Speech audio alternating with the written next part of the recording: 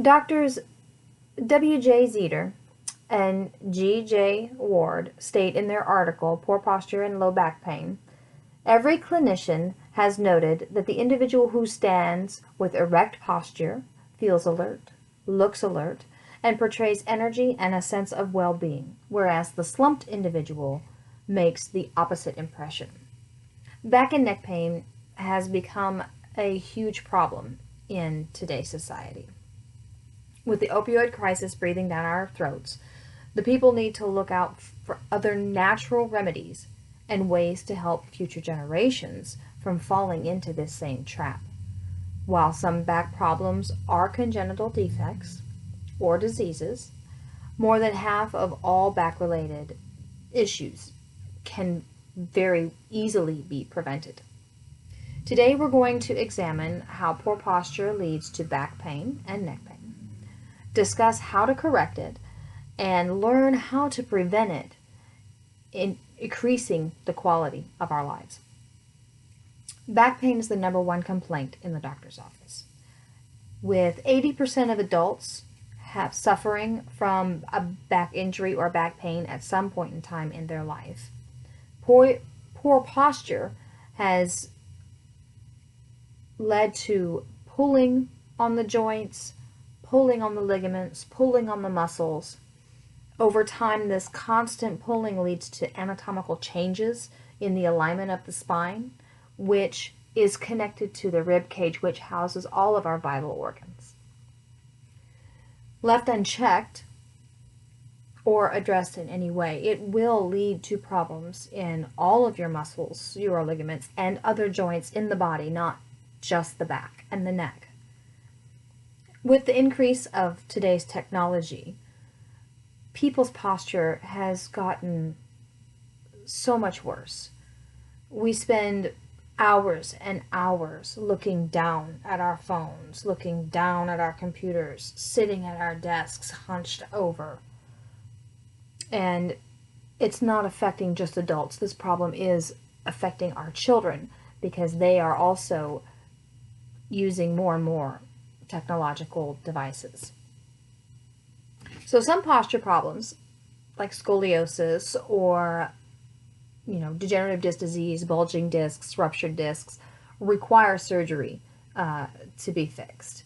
Most others can be fixed with a regular practice of proper posture in everyday life, sitting at your desk, standing in line at the store, sitting in your car driving, watching television, sitting in a more upright position. We can implement daily stretches, proper lifting practices, and this can help loosen the muscles. If we were to exercise in the morning before going to work, it can loosen the muscles and help prevent injury. An important thing we can do is to teach our children, when they're little, to get into the habit of standing tall, shoulders down and back, head above your shoulders. Don't stick your butt out too far because that creates an exaggerated curve in the low back, which creates low back pain.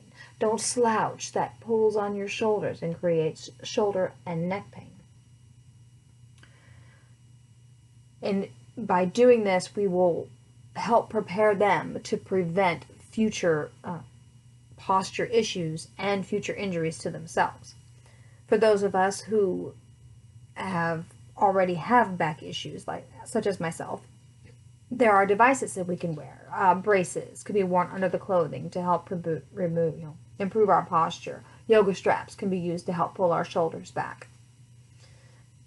And so in seeing how our daily activities create this back pain and the small things that we can do to prevent this pain, we need to imagine how many fewer work-related injuries and disability claims that could be filed every year just by using proper body mechanics.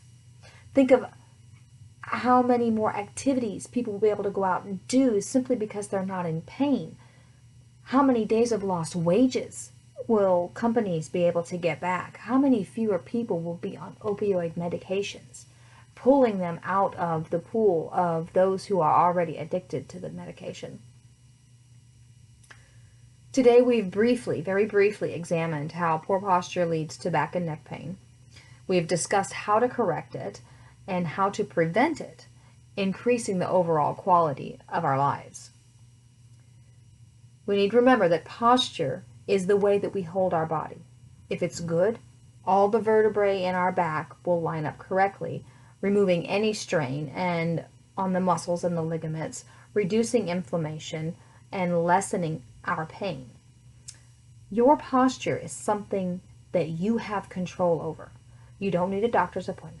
You don't need a prescription for it, and you don't have to take a pill to fix it. My challenge to you today: look at your own posture. Look at the posture of those around you and figure out, or talk to them, find out how many of them have back pain, and see how many have back pain and poor posture, and you can see how well they are intertwined with each other.